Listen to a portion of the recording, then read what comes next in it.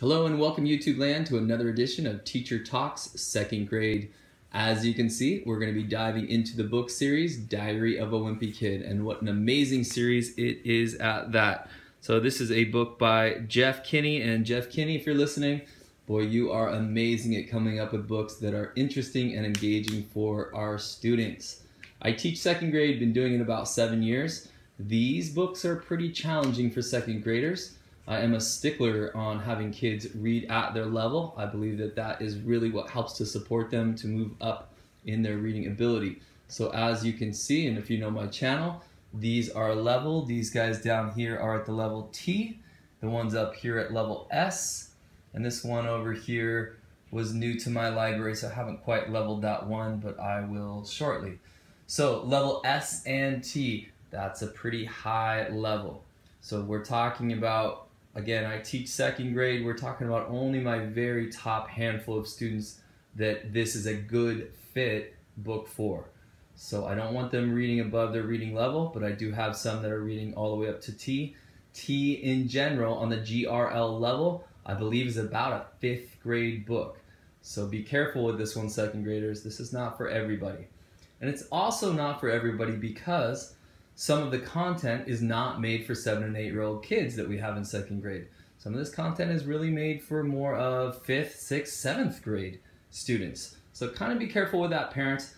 But I do have an opinion on it. Of course, it's just my opinion, but here's what it is. For my higher level reading students, they are devouring books. They love these books, and these ones in particular, they just enjoy them. There is some language which is a little bit off, if you will, for 2nd grade. The word stupid, yep, it's said in this book. I think moron and maybe a couple other words along those lines. Maybe stupid, yeah, some words kind of in there where they're not horrible words, but at the same time, they're certainly not the words we want our 2nd graders using on a daily basis. So if you're going to have these in your classroom library, and I do, I also have a very long conversation with the kids about good choice and bad choice words, why the author used these words, and if they are going to use them or not use them.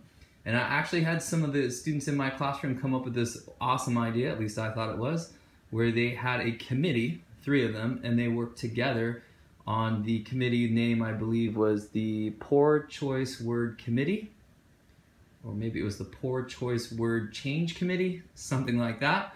And they would go through and mark where these poor choice words were, and then they would later go back and white them out and put in a better choice word. So if the book said stupid, they would white that out and write in silly. And I just thought that was such an awesome and wonderful idea. But again, I don't think we should be really shying away from these words. Instead, we should be exposing our kids to them, although let's face it, these kids are already exposed to these words. And if you've been out on the playground, boy, they're exposed to a lot of words much worse than these words. But again, instead of shying away from them, I think that we should explore and explain why they are in these books, why the author intended to have them there.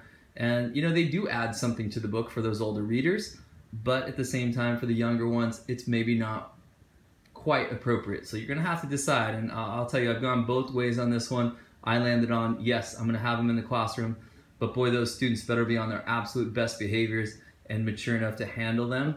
If they're caught outside, you know, kind of being silly with these kind of words and maturity level drops, well, then they lose the privilege of reading these books. So I'm just going to show you a little bit of one of the pages just so you can get an idea of the kind of level of book. This is going into that kind of graphic novel style, which is sort of like halfway between a comic book and a chapter book, somewhere in that land. So again, lots of graphics. And these books make entries, as in entries in a diary, so it's kind of fun.